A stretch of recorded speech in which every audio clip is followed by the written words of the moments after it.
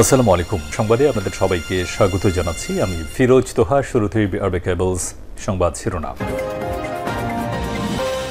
বাংলাদেশের সর্বশেষ গুরুত্বপূর্ণ আপডেট সংবাদে আপনাকে স্বাগত। শুরুতেই সংবাদ শিরোনাম, পরে বিস্তারিত।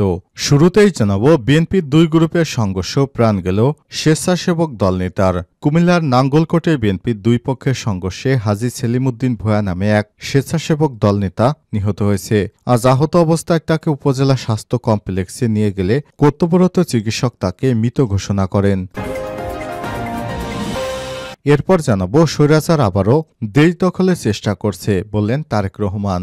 বিএনপির ভারপ্রাপ্ত চেয়ারম্যান তারেক রহমান বলেছেন, বাংলাদেশ থেকে স্বৈরাচার পালিয়ে গেছে, তার মাথা পালিয়ে গেলেও অবশিষ্ট অংশ এখন মাথা চারা দিয়ে উঠছে। সব রাজনৈতিক দলকে ঐক্যবদ্ধ থাকতে হবে, তা না হলে স্বৈরাচার আবার ফিরে আসবে। এদিকে সোশ্যাল বিজনেস ইউথ সামিটে প্রধান উপদেষ্টা বললেন, তরুণেরা পুরো বিশ্বকে বদলে দিতে পারে। প্রধান উপদেষ্টা অধ্যাপক ড মোহাম্মদ ইউনূস বলেছেন, তরুণরা অসীম সম্ভাবনাময় এবং তারা পুরো বিশ্বকে বদলে দিতে পারে। আজ ঢাকায় হোটেল ইন্টারকন্টিনেন্টালে নবম সোশ্যাল বিজনেস ইউথ সামিটে সব কথা বলেছেন তিনি। এবারে জানাবো, স্বাধীন দেশে ৫৪ বছর ধরে মানুষ পরাধীনতার গ্লানি ভোগ করেছে বললেন মুজিবুর রহমান।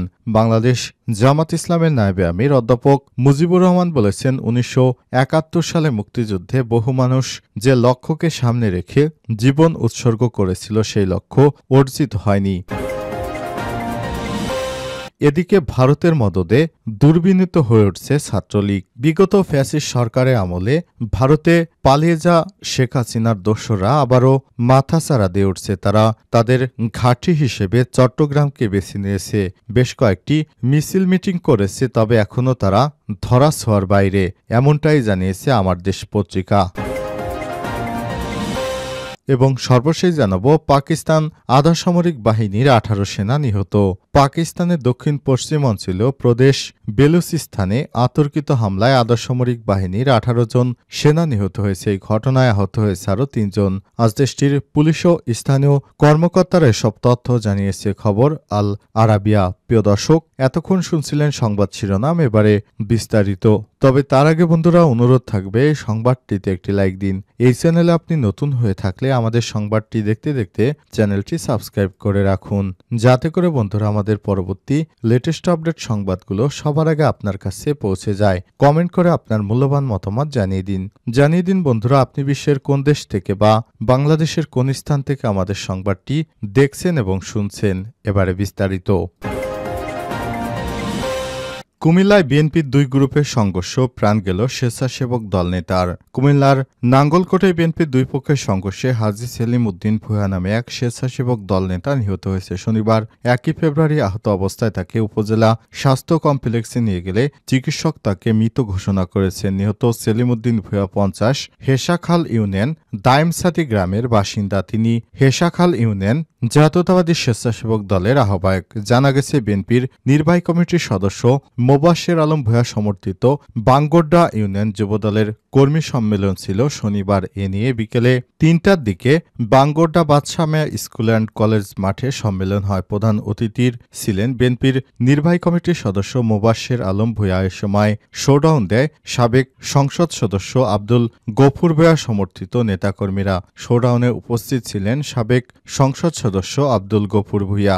সম্মেলন শেষে আব্দুল গফুর ভূঁইয়া সমর্থিত নেতাকর্মীরা মোটরসাইকেলে শোডাউন করে বাঙ্গোড্ডা পশ্চিম বাজার পার হচ্ছিলেন। এ সময় পেছন থেকে তাদের উপর হামলা চালায় মোবাশ্বের আলম ভূঁইয়া সমর্থিত নেতাকর্মীরা। হামলায় অন্তত ৫ জন আহত হয়েছে, তাদের মধ্যে সেলিম ভূঁইয়া নিহত হয়েছেন। তাৎক্ষণিক বাকিদের পরিচয় জানা যায়নি। কুমিল্লার দক্ষিণ জেলা জাসাসের যুগ্ম আহ্বায়ক ও একেএম সাইম মজুমদার শিপু বলেছেন, সাবেক সংসদ সদস্য আব্দুল গফুর ভূঁইয়া রায়কোট দক্ষিণ ইউনিয়ন বাসন্ডা গ্রামে সামাজিক একটি অনুষ্ঠানে দাওয়াত ছিল।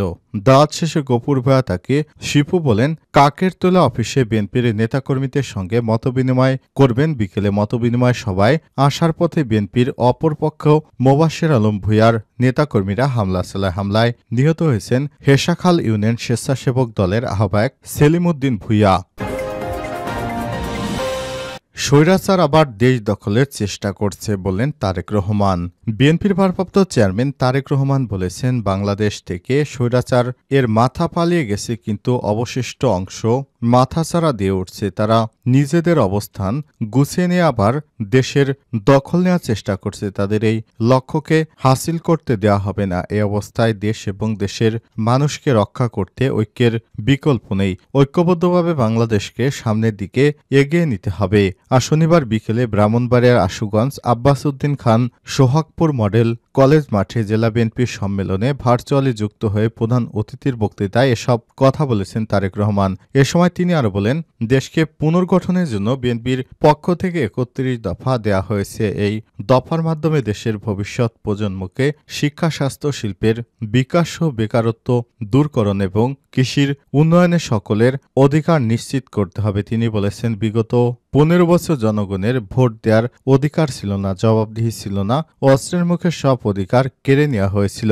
সংবাদ সম্মেলন উদ্বোধন করেন বিএনপির কেন্দ্রীয় ভাইস চেয়ারম্যান মোহাম্মদ বরকতুল্লাহ বুলু। জেলা বিএনপির আহ্বায়ক অ্যাডভোকেট আব্দুল মান্নানের সভাপতিত্বে সম্মেলনে বক্তৃতা করেন বিএনপির কুমিল্লা বিভাগীয় সাংগঠনিক সম্পাদক অধ্যক্ষ মোহাম্মদ সেলিম ভূঁইয়া, সাংগঠনিক সম্পাদক মোহাম্মদ মোস্তাক আহমেদ, বিএনপির কেন্দ্রীয় অর্থনীতি বিষয়ক সম্পাদক ইঞ্জিনিয়ার খালেদ হোসেন শ্যামল প্রমুখ। সোশ্যাল বিজনেস ইউথ সামিটে প্রধান উপদেষ্টা বললেন, তরুণেরা পুরো বিশ্বকে বদলে দিতে পারে। প্রধান উপদেষ্টা অধ্যাপক ডক্টর মোহাম্মদ ইউনূস বলেছেন, তরুণরা অসীম সম্ভাবনাময় এবং তারা পুরো বিশ্বকে বদলে দিতে পারে। শনিবার ঢাকার হোটেল ইন্টারকন্টিনেন্টালে নবম সোশ্যাল বিজনেস ইউথ সামিটে তিনি এসব কথা বলেছেন। তরুণদের উদ্দেশ্যে ডক্টর মোহাম্মদ ইউনূস বলেন, আমরা কেবল কয়েক বছরের মধ্যে পুরো বিশ্বকে বদলে দিতে পারি। এই কক্ষে যারা বসে আছেন তাদের দিয়ে এটি সম্ভব। এটি খুব সহজ একটি কাজ। সামিটে ২৫টি দেশের প্রতিনিধিরা অংশগ্রহণ করেন। প্রথম ধাপ দিয়ে ১০০০ মাইলের যাত্রা শুরু হয় মন্তব্য করে তিনি বলেছেন, কিন্তু আসল প্রশ্ন হলো দ্বিতীয় ধাপ কিভাবে আরও উন্নতি করা যায়। জুলাই বিপ্লবের সময় ছাত্র জনতার আত্মত্যাগের কথা উল্লেখ করে প্রধান উপদেষ্টা বলেছেন, একটি ফ্যাসিবাদী শাসনকে উৎখাত করতে ১,০০০-এরও বেশি তরুণদের জীবন উৎসর্গ করতে হয়েছে। তার আহতদের অনেকেরই হাত পা হারিয়েছে শুধুমাত্র একটি নতুন বাংলাদেশ গড়ার লক্ষ্যে তাদের এই আত্মত্যাগ। জুলাই বিপ্লবের ঐতিহাসিক আন্দোলন আখ্যা দিয়ে তিনি বলেছেন, আজ পুরো দেশই এক ধরনের জাদুঘরে পরিণত হয়েছে এবং জাতি তরুণদের স্বপ্ন বাস্তবায়নের জন্য প্রতিশ্রুতিবদ্ধ। তরুণদের আত্মত্যাগের বিনিময়ে অর্জিত নতুন বাংলাদেশে তিনি বিশ্বের ২৫টি দেশ থেকে আগত প্রতিনিধিদের স্বাগত জানান। স্বাধীন দেশে ৫৪ বছর ধরে মানুষ পরাধীনতার গ্লানি ভোগ করেছে বললেন মুজিবুর রহমান।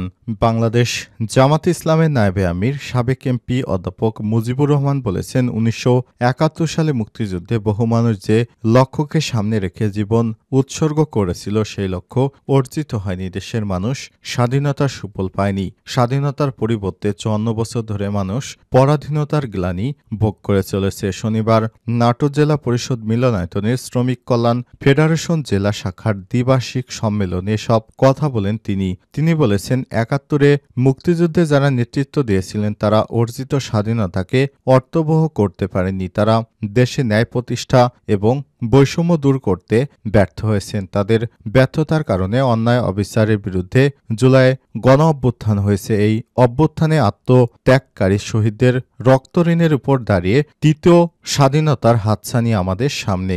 নাটোর জেলা শ্রমিক কল্যাণ ফেডারেশনের বিদায়ী সভাপতি অধ্যাপক ডক্টর মোহাম্মদ জিয়াউল হক জিয়ার সভাপতিত্বে জেলা সেক্রেটারি আফতাব উদ্দিনের সঞ্চালনায় সম্মেলনে বিশেষ অতিথি হিসেবে আরও বক্তব্য রাখেন বাংলাদেশ শ্রমিক কল্যাণ ফেডারেশনের প্রধান উপদেষ্টা ও জামাতের কেন্দ্রীয় নির্বাহী পরিষদ সদস্য অধ্যক্ষ শাহাবুদ্দিন, সাংগঠনিক কেন্দ্রীয় সহ সভাপতি মোহাম্মদ মুজিবুর রহমান ভূঁইয়া, নাটোর জেলা জামাতের আমির অধ্যাপক ডক্টর মীর নুরুল ইসলাম সোহার আরও অনেকেই।